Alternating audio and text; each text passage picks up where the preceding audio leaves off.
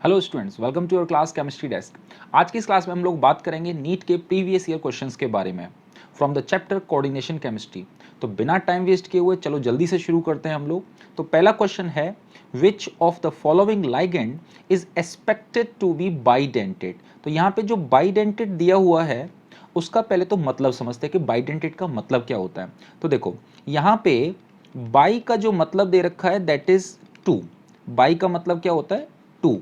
और डेंटेट जो लिखा हुआ है इसका मतलब होता है ज्वाइन होना, यानी कि अटैच होना, यू कैन से। तो इसका मतलब यह है कि ऐसा कौन सा लाइगेंड जो दो जगह से अटैच हो सकता है। अब ध्यान रखना कि दो जगह से अटैच होने के लिए उसके पास में दो डोनर एटम होना बहुत जरूरी है, ठीक है। तो यहां पे देखते हैं हमारे पास में जो ऑप्शन दे रखे हैं उनमें से किसके पास में दो डोनर एटम हैं जो एक साथ इलेक्ट्रॉन पेयर डोनेट कर सकते हैं। तो पहले ऑप्शन में हमारे पास में दे रखा है ब्रोमीन, ठीक है। तो देखो ब्रोमीन में तो अकेला सिंगल आइटम है, ये डाइडेंटेट या बाइडेंटेट नहीं हो सकता, तो ये ऑप्शन में से हम लोगों ने देखते ही निकाल दिया, ठीक है। अच्छा, दूसरा ऑप्शन है B option, that is C2O4-2। तो इसके रिगार्डिंग में पहले कुछ एक बातें आप लोगों को बता दूं, जैसे कि C2O4-2 है। पहला पॉइंट, इसको हम लोग बोलते हैं ऑक्जेलेट आइन। इसको हम लोग क्या बोलते हैं? ऑक्जेलेट आइन बोलते हैं। और शॉर्ट में इसको हम लोग OX करके भी लिख देते हैं। अब बात करते हैं इसके स्ट्रक्चर के बारे में। स्ट्रक्चर में यहाँ पे इसमें कार्बन के साथ में एक डबल बॉन्ड ऑक्सीजन है और इस कार्बन के साथ में एक O- भी लगा होता है, ठीक है। और साथ में एक कार्बन और है यहाँ पे, that is C double bond O, और उसके ऊपर भी क्या है? माइनस चार्ज है। तो यहाँ पे जो माइनस चार्ज दिया हुआ है, ये जो ऑक्सीजन है ये एक एक इलेक्ट्रॉन पेयर डोनेट करते हैं किसको? मेटल को। जो भी कोई मेटल हमें गिवन होगा उसको ये दे सकते हैं। इसका मतलब ये हुआ कि जो C2O4 है, ये वाला जो लाइगेंड है वो बाइडेंटेट की तरह से बिहेव कर सकता है, ठीक है। तो देखो क्वेश्चन तो हमारा सॉल्व हो गया यहीं पे कि जो ऑप्शन है वही पूछा गया है हमसे। क्वेश्चन क्या? Which of the following ligand is expected to be bidentated. So option should be B. लेकिन जो बाकी के ऑप्शन है उनको थोड़ा देख लेते हैं, क्या पता कुछ और एग्जाम्स में या कुछ और क्वेश्चंस में ये आ सकते हैं, ठीक है। जैसे कि CH3NH2, तो यहाँ पे नाइट्रोजन के पास में क्या है? एक लोन पेयर है, तो ये नाइट्रोजन ही सिर्फ इलेक्ट्रॉन पेयर दे सकता है, ठीक है। तो ये मोनोडेंटेट लाइगेंड होगा।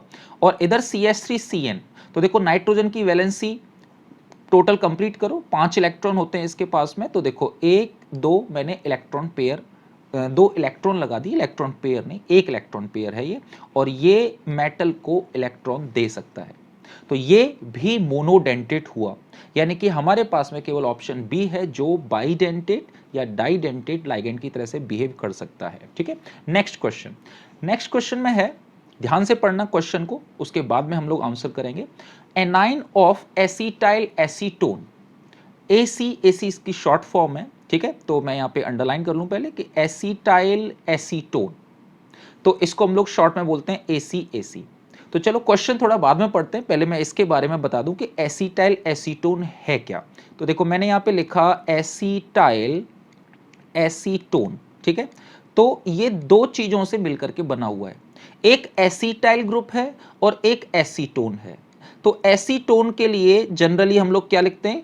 CH3COCH3। तो मैंने CH3 में से एक हाइड्रोजन को यहां पे क्या किया? मैंने रिमूव कर दिया है, ठीक है। और ये मैंने खाली जगह यहां पे छोड़ दी।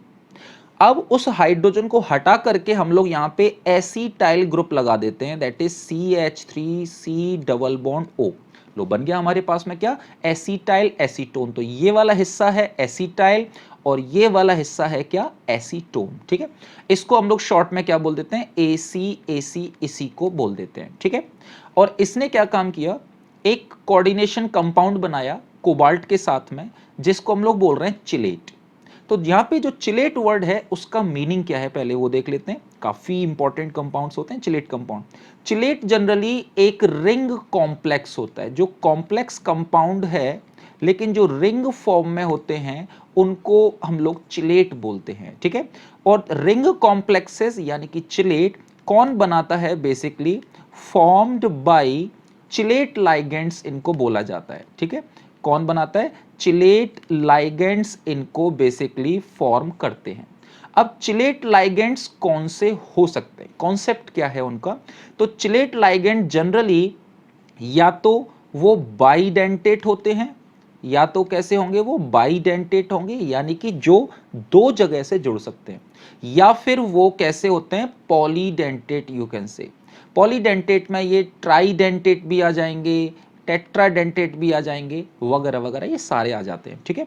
अच्छा, द रिंग, अब क्वेश्चन आगे है, the chelate with this one, यानी कि कोबाल्ट Cu+3 के साथ में क्या बना लिया है इसने, चिलेट बना लिया। The rings of chelate are, the rings, जो रिंग बनी वो कितने मेंबर्ड की है, तो उसके लिए हमें ACAC का स्ट्रक्चर पता होना जरूरी था, जो हम लोगों ने फाइंड आउट कर लिया। चलिए बात करते हैं अब कैसे, कि यहां पे मेटल के साथ में यानी कि कोबाल्ट के साथ में ये रिंग कैसे बनाएगा। तो देखो मैंने यहां पे लिख लिया सबसे पहले CO+3, ठीक है। अब यहां पे मैंने लिखा CH3, C double bond oxygen, फिर नीचे मैंने लिखा CH2 और फिर से C डबल बॉन्ड ऑक्सीजन, और इधर मैंने लिखा CH3। इन ऑक्सीजन के पास में क्या होता है, लोन पेयर होता है, ये मैंने लोन पेयर लगा दिए। तो ये वाला ऑक्सीजन भी क्या कर सकता है, लोन पेयर दे सकता है, डोनेट कर सकता है मेटल को, और ये भी डोनेट कर सकता है। तो इस तरह से हमारे पास में एक रिंग बनी, जरा ध्यान से देखो कि हमारे पास में ये यहां पे पूरी की पूरी रिंग बन गई। अब इस रिंग में कितने मेंबर हैं, तो आप देखो जरा, क्या कि पहला मेंबर है ये कोबाल्ट का मेटल, ठीक है। सेकंड है हमारे पास में ये ऑक्सीजन, तीसरा है ये वाला नाइट्रोजन, चौथा है CH2 का कार्बन, नेक्स्ट है ये वाला कार्बन, और नेक्स्ट है कौन सा, ये वाला ऑक्सीजन। तो अल्टीमेटली हमारे पास में आंसर निकल के आया कि ये 6 मेंबर्ड रिंग है। कितने मेंबर की रिंग है ये, 6 मेंबर्ड रिंग है। तो ऑप्शन कौन सा हुआ, जल्दी से देखो जरा, option C is 6 membered ring. Clear, hope so. तो आप लोगों को समझ में आ रहा हो, और ध्यान रखो कि कॉन्सेप्ट्स के ऊपर आप लोगों को फोकस करना है, ठीक है। चलिए next is, in the compound, जो भी कंपाउंड हमें यहाँ पे दे रखा है उसका नाम दिया हुआ है, देखो lithium tetra hydro aluminate. Ligand क्या है, एम्स में पूछा गया 1997 में। तो मैं एक चीज आप लोगों को थोड़ा सा बता दूं, देखिए लिथियम, ये कंपाउंड जो दे रखा है इसका फॉर्मूला क्या है, दैट इज LiAlH4। इसको शॉर्ट में हम लोग दूसरे नाम से भी जानते हैं, that is called as lithium aluminium. तो लिथियम एल्यूमिनियम हाइड्राइड, ठीक है, इसका ये दूसरा नेम है, लिथियम एल्यूमिनियम हाइड्राइड। अब आप लोगों को मैं एक छोटी सी चीज बता दूं, जिन नामों के पीछे IDE, ATE और ITE आते हैं वो एनाइन होते हैं। जैसे कि यहाँ पे क्या है, ये हाइड्राइड है। दूसरा कॉन्सेप्ट इसमें कि ये मेटल है, लिथियम, एल्यूमिनियम भी मेटल है, और मोर रिएक्टिव मेटल्स के साथ में अगर हाइड्रोजन है तो वो एनाइन फॉर्म करता है। ये बेसिक कॉन्सेप्ट है। इसका मतलब यहां पे जो हाइड्रोजन होगा वो हाइड्राइड है, और हाइड्राइड जनरली क्या होता है, H- होता है, ठीक है। तो ऑप्शन आप लोगों को मिल गया, that is second option, B option, ठीक है। चलिए next is, which one of the following form with an axis of the Cn negative, यानी कि आपको Cn नेगेटिव लाइगेंड है, वो एक्सिस में दिया हुआ है, जो कि साइनाइड आयन है, ठीक है। एक कॉम्प्लेक्स बनाता है, एक complex having a coordination number 2। तो इनमें से जो आपको ऑप्शन में दे रखे हैं उनमें से कौन सा कैटाइन कोऑर्डिनेशन नंबर 2 के साथ में कॉम्प्लेक्स बनाएगा। तो आप लोगों को ध्यान में रखना है ये कि जो कॉपर है वो जनरली कोऑर्डिनेशन नंबर 4 के साथ में कॉम्प्लेक्सेस बनाता है, ठीक है। अच्छा, निकिल है वो जनरली 4 के भी साथ में बनाता है और 6 के भी साथ में बनाता है, ठीक है। तो इसका कोऑर्डिनेशन नंबर जनरली कॉम्प्लेक्सेस में जो देखने को मिलता है वो 4 भी मिलता है और वो 6 भी मिलता है। आयरन अलग अलग कंपाउंड्स में अलग अलग फॉर्मेशन करता है, लेकिन मैं जनरल कोऑर्डिनेशन नंबर की बात कर रहा हूं, ये यहां पे 6 होता है, और ये चीजें आप लोगों को पता ही होनी चाहिए। तो जो मैंने कोऑर्डिनेशन नंबर यहां पे लिखे हैं उनको आप लोग लिटरली मेमोराइज कर लीजिएगा, आपको हमेशा काम आने वाले हैं, ठीक है।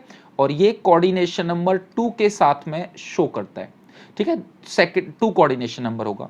तो यहां पे जो ये कोऑर्डिनेशन कंपाउंड बनाएगा 2 के साथ में, उसका फॉर्मूला क्या होगा, तो वो होगा AgCN whole twice and next is what, minus charge, क्योंकि Ag के ऊपर कैसा चार्ज है, +1 चार्ज है, और 2 Cn नेगेटिव है हमारे पास में, तो 2 Cn नेगेटिव के पास में टोटल चार्ज हो गया -2, टोटल चार्ज कितना बचेगा, -1। क्लियर। चलिए next question is, which of the following is not considered as an organometallic compound. तो देखिए ऑर्गेनोमेटेलिक कंपाउंड एनसीईआरटी में अच्छे से दिए हुए हैं। तो ऑर्गेनोमेटेलिक कंपाउंड्स के बारे में मैं पहले खास बात बता दूं।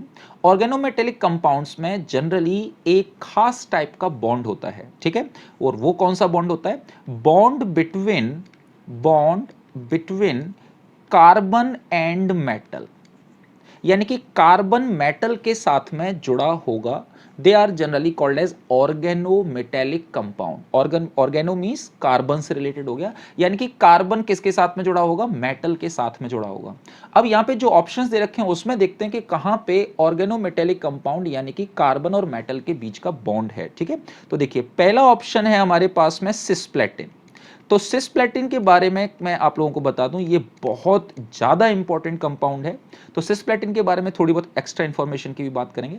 तो सिस्प्लेटिन बेसिकली प्लेटिनम का कंपाउंड है, जिसके साथ में हमारे पास में दो टाइप के लाइगेंड्स होते हैं, एक होता है क्लोरीन और एक होता है अमोनिया। तो यहाँ पे अमोनिया हो गया और ये दूसरा वाला भी क्या हो गया, अमोनिया हो गया, ठीक है।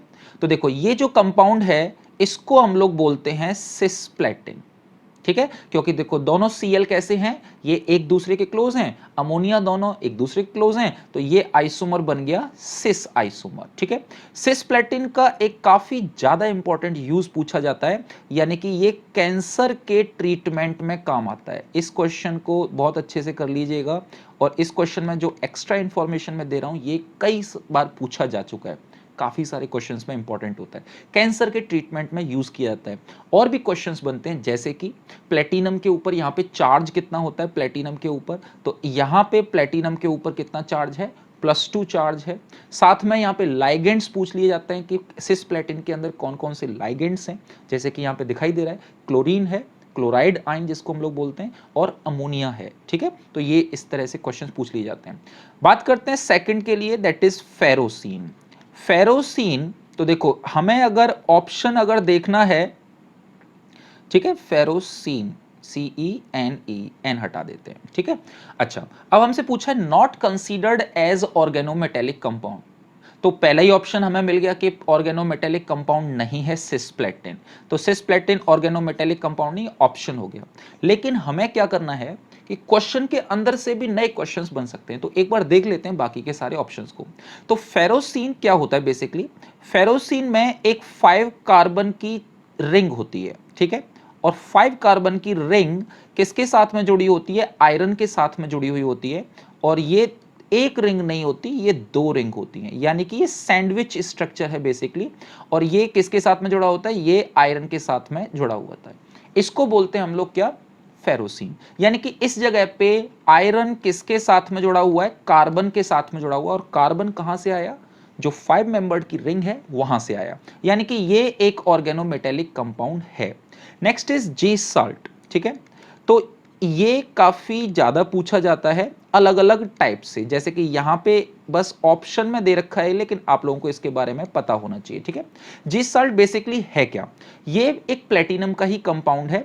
तो प्लेटिनम का कंपाउंड है, और यहां पे इसके साथ में 3 Cl जुड़े होते हैं, ठीक है, और साथ में C2H4 जिसको हम लोग बोलते हैं इथीन, वो भी जुड़ा हुआ होता है।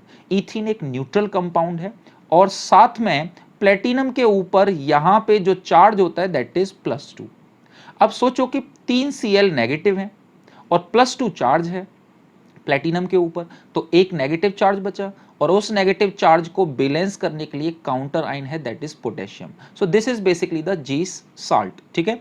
अच्छा अब इसका स्ट्रक्चर वो हमें ध्यान रखना पड़ेगा। तो इसका स्ट्रक्चर बेसिकली हम लोग कुछ इस तरह से ड्रॉ करते हैं कि प्लेटिनम है, प्लेटिनम के साथ में एक Cl है, प्लेटिनम के साथ दूसरा Cl, और इधर मैंने मान के चलो बोला तीसरा Cl। अब जो CH2 डबल बॉन्ड, ये जो CH2 है ये पाई बॉन्ड के थ्रू, पाई बॉन्ड के जो इलेक्ट्रॉन होते हैं ना, शेयर्ड पेयर ऑफ इलेक्ट्रॉन, उनके थ्रू ये जुड़ा होता है। कार्बन से, यानी कि जो इलेक्ट्रॉन का इधर वाला पाई इलेक्ट्रॉन का पाई बॉन्ड का जो इलेक्ट्रॉन है उसके थ्रू और ये इसके साथ में, तो ये बॉन्ड बना लेता है, ठीक है, पाई डोनर है ये।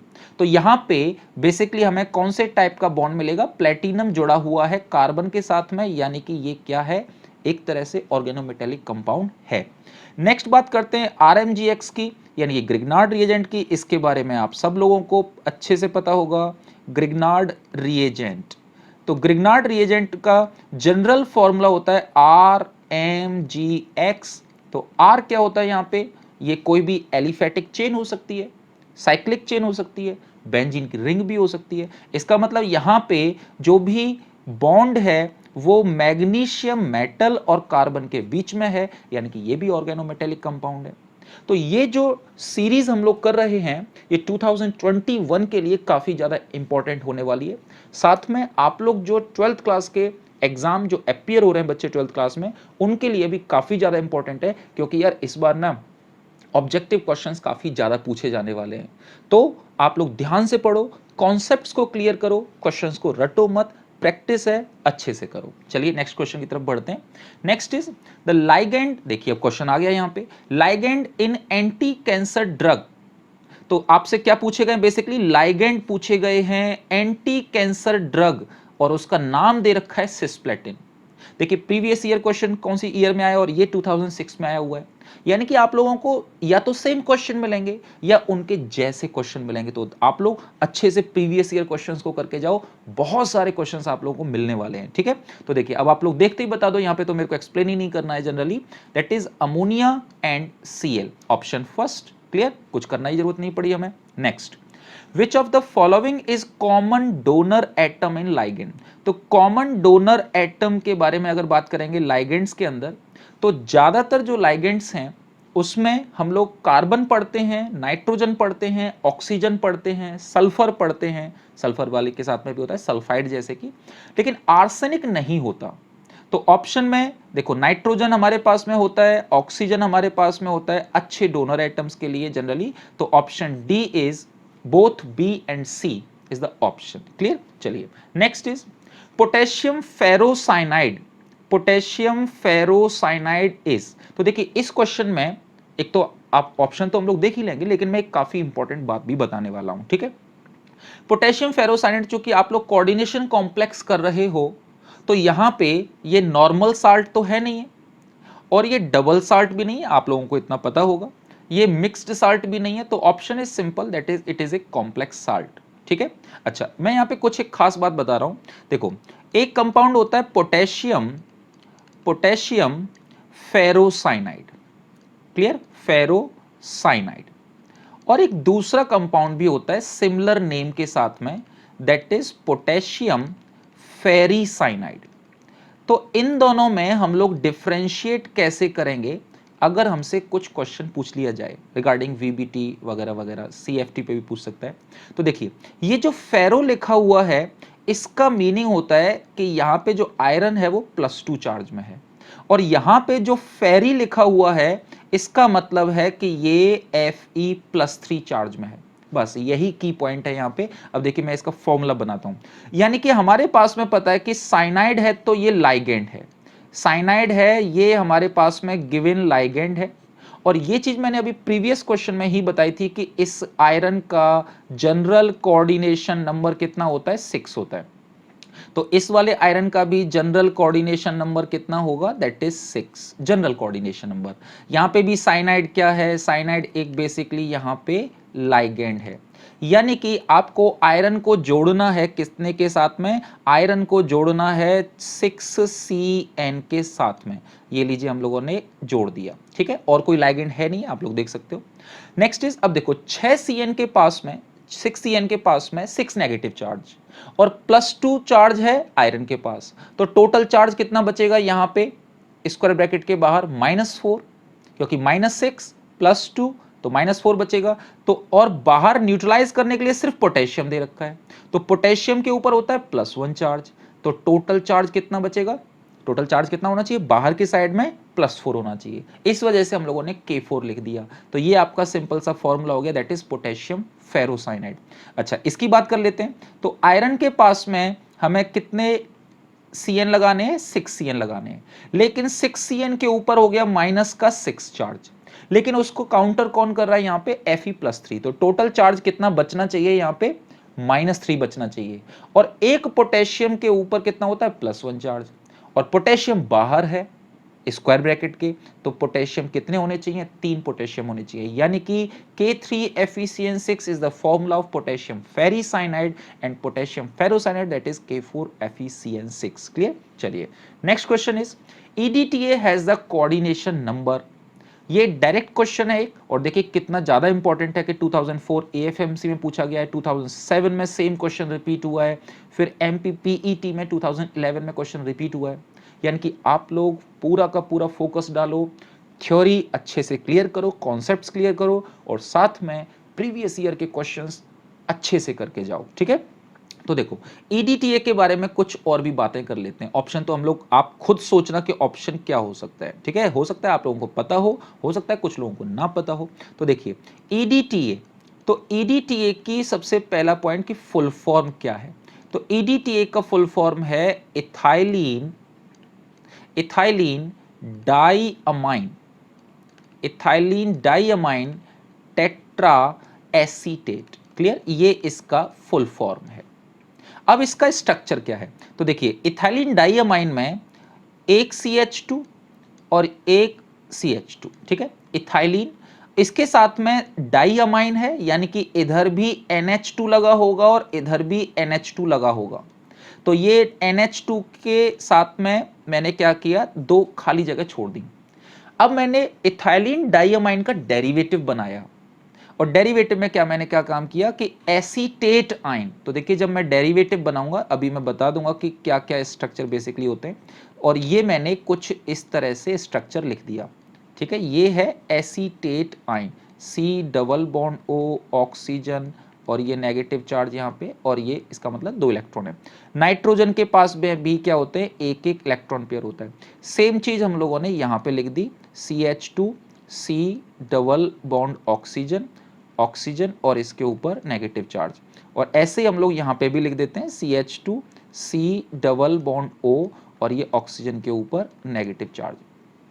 अब सपोज करो कि कोई मेटल इसके पास जोड़ने के लिए आ रहा है। अब जब कोई मेटल इसके पास जोड़ने के लिए आएगा, तो कौन कौन से इसके अंदर एटम हैं जो उसको इलेक्ट्रॉन पेयर डोनेट करेंगे।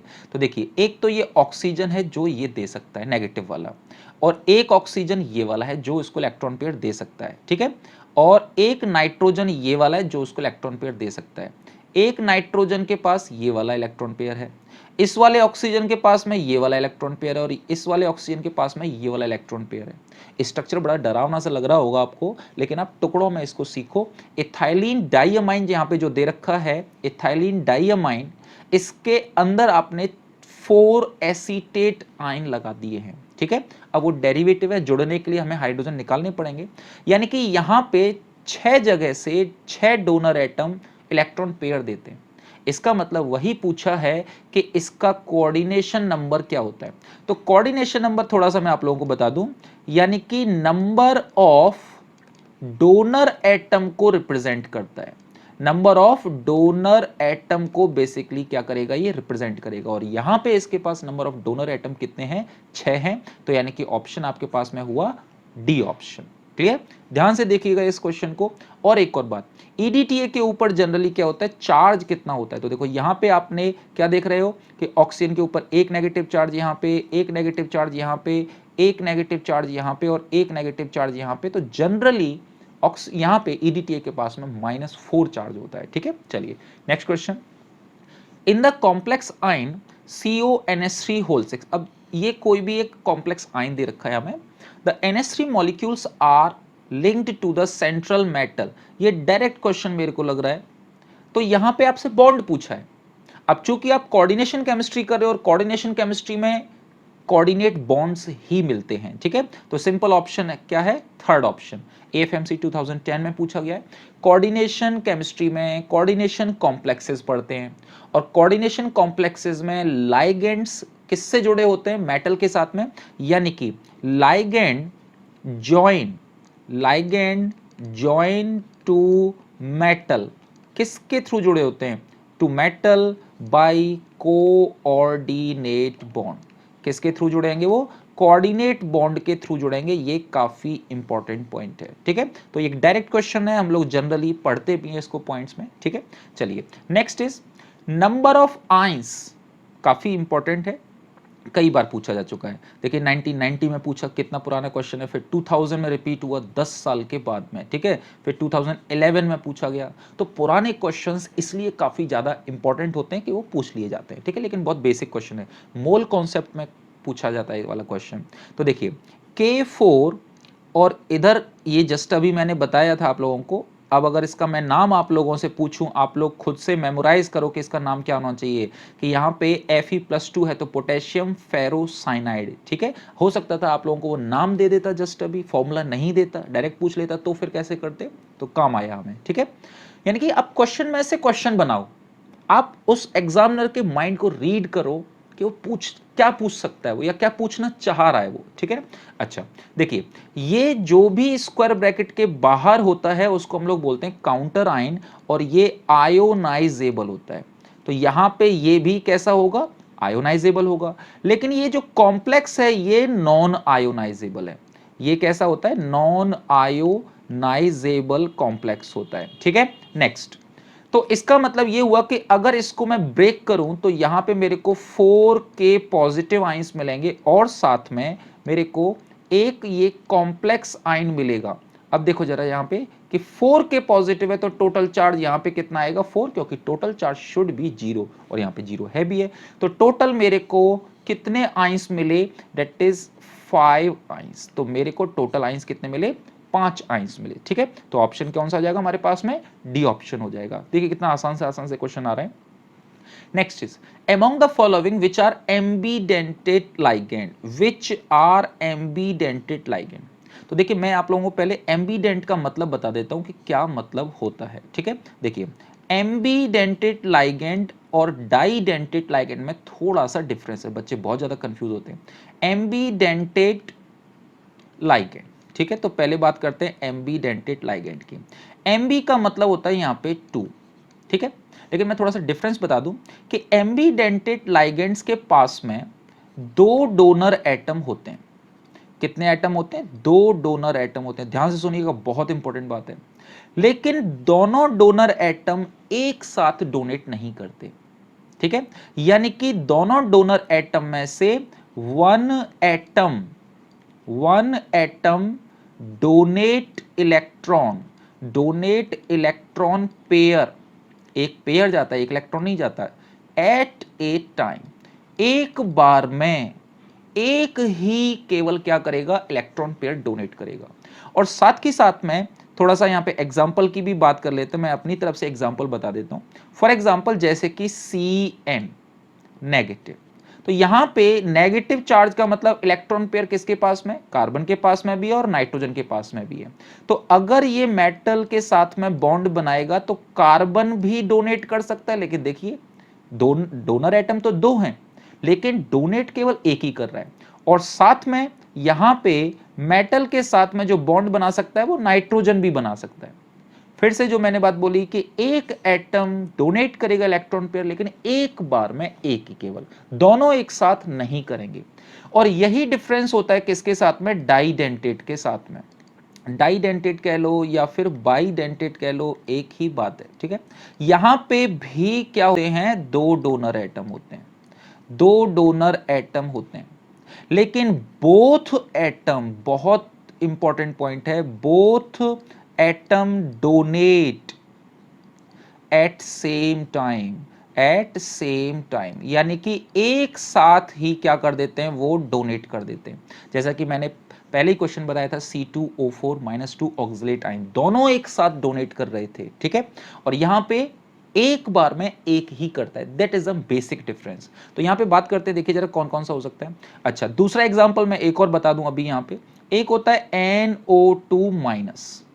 अब NO2- में एक्चुअली क्या होता है कि मेटल के साथ में या तो नाइट्रोजन डोनेट करेगा, या मेटल के साथ में कौन डोनेट करेगा? ऑक्सीजन डोनेट करता है, तो ONO लिखा जाता है, नाइट्राइट। क्लियर? अब देखते हैं यहां पे, देखिए एक SCN भी होता है यहां पे। तो NO2 ऑप्शन में है हमारे पास में एम्बिडेंट लाइगेंड। NO3 माइनस नहीं होता, NO3 माइनस में नहीं होता, C2O4 में नहीं होता, दोनों सेम होते हैं। NO3 माइनस में भी दोनों ऑक्सीजन होते हैं। इसमें देखिए जरा क्या दे रखा है, इथाइलिन डाइअमाइन। ये जो कंपाउंड है इसी को बोलते हैं हम लोग इथाइलिन डाइअमाइन। इसी कंपाउंड को बोलते हैं हम लोग इथाइलिन डाइअमाइन। तो यहाँ पे दोनों नाइट्रोजन है और दोनों एक साथ देंगे। ये भी डाइडेंटेट है, ये भी डाइडेंटेट है, ठीक है। ये वाला हेक्साडेंटेट, देखिए अभी मैंने बताया था आप लोगों को -4 चार्ज होता है, तो ये वाला कैसा है, हेक्सा, मतलब 6 एटम्स होते हैं जुड़ने के लिए, तो हेक्साडेंटेट लाइगेंड हुआ, ठीक है। ऐसे ही NO3 माइनस कैसा होगा, जनरली ये बाइडेंटेट भी हो सकता है, ठीक है, बाइडेंटेट में आता है। अच्छा, next is SCN।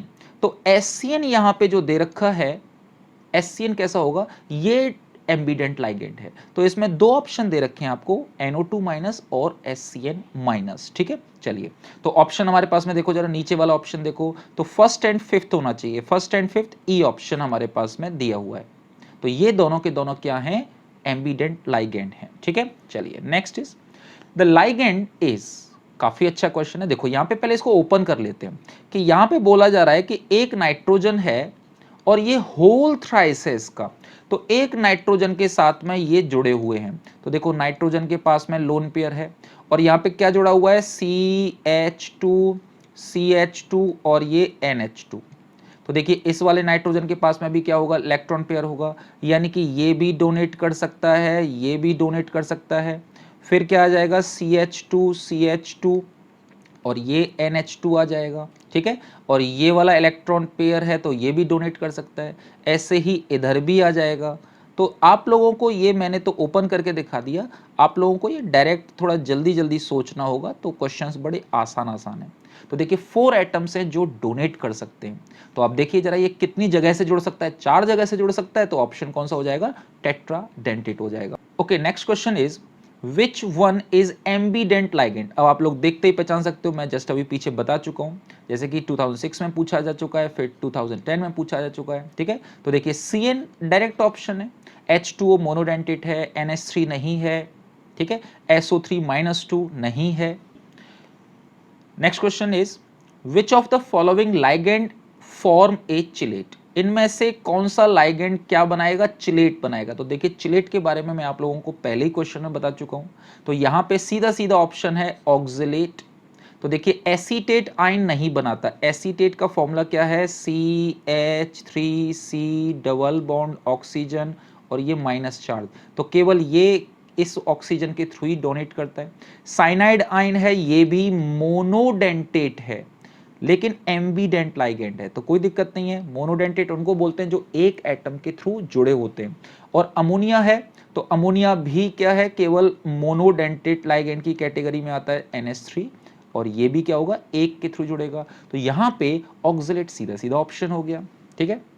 Next, according to Werner theory primary valency can be ionised, secondary valency can be ionised, primary and secondary valency both can not. तो आप लोगों को क्या करना है, यहां पे इन छोटे छोटे वर्ड्स को अंडरलाइन करो, कैन नॉट बी आयोनाइज्ड, ठीक है, ये कैन बी और कैन बी, और only primary valency can not be ionised. तो मैं आपको थोड़ा सा एक पॉइंट बता दूं क्या, कि अगर मान के चलो जैसे मैंने इस वाले एग्जाम्पल को लिया जो कि हम लोग पढ़ भी चुके हैं, K4FeCN6, ठीक है।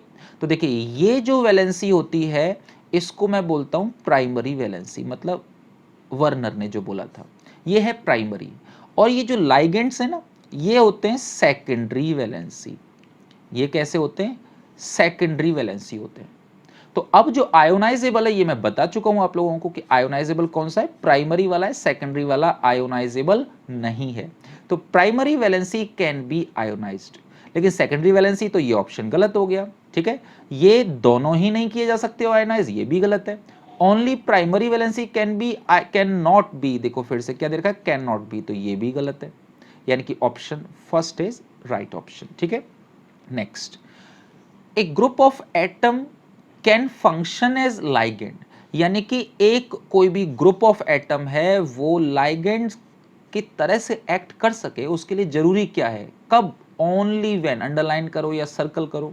अब देखिए कितना ज़्यादा इंपॉर्टेंट, 2000 में पूछा गया है, 11 में पूछा गया, 1999 में पूछा गया, ऐसे कई सारे ईयर्स में पूछा गया है। It is a small molecule, ऐसा कुछ जरूरी नहीं है। यानी कि अगर आप लोग कोऑर्डिनेशन केमिस्ट्री पढ़ रहे हो तो लाइगैंड बेसिकली एक प्रॉपर्टी रखता है, क्या रखता है? Donate electron pair, donate electron pair of electron. अब सोचिए कि जब वो इलेक्ट्रॉन पेयर डोनेट कर रहा है तो डोनेट के लिए इसका मतलब उसके पास होना भी चाहिए। तो यहां पे क्या है, और इलेक्ट्रॉन पेयर बेसिकली होता क्या है, यानी कि अनशेयर्ड इलेक्ट्रॉन होता है, अनशेयर्ड इलेक्ट्रॉन होता है, इलेक्ट्रॉन पेयर होता है, ठीक है, लोन पेयर जैसे कि हम लोग बोल सकते हैं, या नेगेटिव चार्ज हो सकता है। तो it has unshared electron pair, unshared यानी कि जिसको किसी के साथ में शेयर ना किया हो, ठीक है। अच्छा, इट इज नेगेटिवली चार्ज, तो कंपलसरी नहीं है कि नेगेटिवली चार्ज हो सकता है, न्यूट्रल भी हो सकता है, ये ऑप्शन सही नहीं है। It is positively charge ion, ये भी कोई ऐसा नहीं है कि पॉजिटिवली चार्ज ही होगा। यानी कि सबसे प्राइम इंपॉर्टेंस बात है कि उसके पास में अनशेयर्ड इलेक्ट्रॉन पेयर होना ही चाहिए, एटलीस्ट वन तो होना ही चाहिए, ठीक है। चलिए next is according to Lewis theory ligands are. तो देखिए यहां पे मैं एक छोटा सा पॉइंट पहले ही बता दूं कि जो भी मेटल है वो लाइगेंड से एक इलेक्ट्रॉन पेयर क्या करता है, गेन करता है। तो जो मेटल है उसको हम लोग बोलते हैं बेसिकली लीविस एसिड, क्या बोलते हैं इसको हम लोग, लीविस एसिड बोलते हैं। और इसको हम लोग बोलते हैं लीविस बेस, इसको हम लोग क्या बोलते हैं, लीविस बेस। तो लीविस बेस कौन से होते हैं इसको देखो जरा, यानी कि डोनेट इलेक्ट्रॉन पेयर, जो इलेक्ट्रॉन पेयर को डोनेट करते हैं उनको हम लोग क्या बोलते हैं, लीविस बेस बोलते हैं। और लीविस एसिड कौन से होते हैं, जो गेन करते हैं, गेन इलेक्ट्रॉन पेयर। लेकिन यहां पे एक इलेक्ट्रॉन की बात नहीं होती, यहां पे इलेक्ट्रॉन पेयर की बात होती है, ठीक है। तो देखते हैं जरा कि according to Lewis theory ligands, तो देखिए एसिडिक इन नेचर, गलत बात है, बेसिक इन नेचर, ये सही बात है, नाइदर एसिडिक नॉर बेसिक, ये गलत बात है, और some are acidic some are basic, ये भी गलत बात है। इसमें कोई दो बात नहीं है कि ये बेसिक नेचर के होते हैं, ठीक है। ऑप्शन मिल गया हमें, B option. Next is in the extraction of which of the following complex ion form, ये बहुत इंपॉर्टेंट क्वेश्चन है, कई सारे तरीके से पूछा जाता है। देखिए तो यहां पे मैं आप लोगों को एक चीज बता दूं कि जो सिल्वर है उसके एक्सट्रैक्शन के लिए एक प्रोसेस यूज की जाती है, that is MacArthur Forrest cyanide process, MacArthur Forrest cyanide process. और इस प्रोसेस में इसके साथ में एक कॉम्प्लेक्स बनता है, बाकी के और किसी में नहीं बनता, ठीक है। और यहां पे जो कॉम्प्लेक्स बनता है बेसिकली वो कौन सा कॉम्प्लेक्स होता है, साइनाइड कॉम्प्लेक्स होता है, AgCN होल ट्वाइस माइनस, इस टाइप का एक कॉम्प्लेक्स बनता है। बाद में फिर इसको हम लोग इस सिल्वर को रिप्लेस करवा देते हैं किसके साथ में, जिंक के साथ में, ठीक है। तो यहाँ पे ऑप्शन सीधा सीधा कौन सा है, Ag वाला, ठीक है, बाकी और किसी में नहीं होता। Next is coordination number of CU in complex, तो ये 2006 में पूछा गया है और 1995 में पूछा गया है। तो देखिए यहां पे जो वाटर है, पहले ही मैं बता देता हूं यहां पे कि ये मोनोडेंटेट है, मोनोडेंटेट लाइगेंड है, ठीक है, आप लोग समझ गए होंगे वैसे तो। यानी कि इसके पास में जुड़ने के लिए केवल एक एटम है, और ऐसे यहां पे 4 वाटर दे रखे मॉलिक्यूल, तो इसका मतलब इसके पास में क्या है, 4 वाटर के मॉलिक्यूल्स कॉपर के साथ में जुड़े हुए हैं, जो चारों के चारों एक एक एटम के थ्रू जुड़े हुए हैं। तो कोऑर्डिनेशन नंबर कितना हो जाएगा, 4 हो जाएगा। और ये चीज मैं आपको पहले क्वेश्चन में बता भी चुका हूं कि डायरेक्ट कॉपर का कोऑर्डिनेशन नंबर 4 होता है, ठीक है। तो आप लोग वहां से भी समझ सकते हो। नेक्स्ट इज कॉम्प्लेक्स जो भी दे रखा है यहां पे PTNS3 का होल 6 और Cl4, तो समझने वाली बात है कि ये जो Cl4 दे रखे हैं ये कौन से आयन बोले जाएंगे, काउंटर आयन बोले जाएंगे, प्राइमरी वैलेंसी बोली जाएगी, ठीक है। ऐसे छोटी छोटी चीजों को आप मेमोराइज रखा करो। फर्निशेस हम लोगों ने पहले बात की थी K4FeCN6 की, तो देखो ये चारों के चारों आयंस अलग हो जाएंगे और ये अलग हो जाएगा, तो टोटल कितने आयंस बने, 5 आयंस बने, ठीक है। तो ऑप्शन हो गया ए, सिंपल, ज्यादा सोचना ही नहीं है। Which of the following is odd one out. इसको ध्यान से देखना है कि इनमें से कौन सा अलग है। तो देखो जरा, देखो मैंने जो पहले बताया था वो दोनों क्वेश्चन आ गए, दोनों चीजें आ गई यहाँ पे कि पोटेशियम फेरोसाइनाइड Fe+2 वाला आ गया, ठीक है। चलो ठीक है, देखते हैं यहाँ पे क्या दे रखा है। फिर दे रखा है फेरस अमोनियम सल्फेट, फिर दे रखा है पोटेशियम फेरीसाइनाइड, और फिर दे रखा है टेट्रा अमाइन कॉपर सल्फेट। तो मैं अगर इन सबको ध्यान से देखूं, अगर आप कोऑर्डिनेशन केमिस्ट्री पढ़ रहे हो तो ये एक कॉम्प्लेक्स कंपाउंड है, ये एक कॉम्प्लेक्स कंपाउंड है। ये वाला भी कॉम्प्लेक्स कंपाउंड है, चूंकि मैंने बता भी दिया है आपको तो तुरंत समझ में आ गया होगा कि ये कॉम्प्लेक्स कंपाउंड है। ये वाला भी एक कॉम्प्लेक्स कंपाउंड है, ठीक है। ये चूंकि IUPAC दे रखी है, इस तरह से हम लोगों ने पहचान लिया, लेकिन ये एक डबल साल्ट है, ये एक डबल साल्ट है, ठीक है। इसको मोर साल्ट भी बोलते हैं। तो ये ऑड वन आउट वन हो गया, बाकी सारे कॉम्प्लेक्स है, लेकिन ये कैसा है, डबल साल्ट है, तो ये ऑप्शन हो जाएगा, ठीक है। चलिए next, coordination number of a metal in coordination compound is. तो कोऑर्डिनेशन नंबर क्या है, तो coordination number is generally provided by the ligands and ligands are secondary valencies. तो ध्यान रखना, सेम एज प्राइमरी वैलेंसी नहीं, प्राइमरी वैलेंसी के जैसा नहीं होता। Sum of primary and secondary valencies बिल्कुल नहीं, तो यानी कि ये ऑप्शन नहीं हो सकता, ये वाला ऑप्शन नहीं हो सकता। सेम एज सेकेंडरी वैलेंसी, हाँ, कि कितने डोनर एटम जुड़े हुए हैं। अब यहां पे ध्यान रखना है कि लाइगेंड्स के अंदर कितने डोनर एटम हैं, उनका जितना भी नंबर होगा वही कोऑर्डिनेशन नंबर होगा। तो ऑप्शन में क्या आ जाएगा, same as secondary valency. Secondary valency का मतलब number of donor atom of the ligand, ligand को रिप्रेजेंट करता है सेकेंडरी वैलेंसी, जो कि मैंने क्या बताई थी थोड़ी देर पहले, नॉन आयोनाइजेबल। तो होप सो आप लोगों को ये वाली वीडियो पसंद आई हो, और अगर आप चाहते हो कि मैं इसी सीरीज को आगे कंटिन्यूअस करूं तो यार सब्सक्राइब करो, लाइक करो और शेयर भी करो, ठीक है। ये वाली सीरीज आपको बहुत ज्यादा यूजफुल होने वाली है। मिलते हैं फिर नेक्स्ट वीडियो में।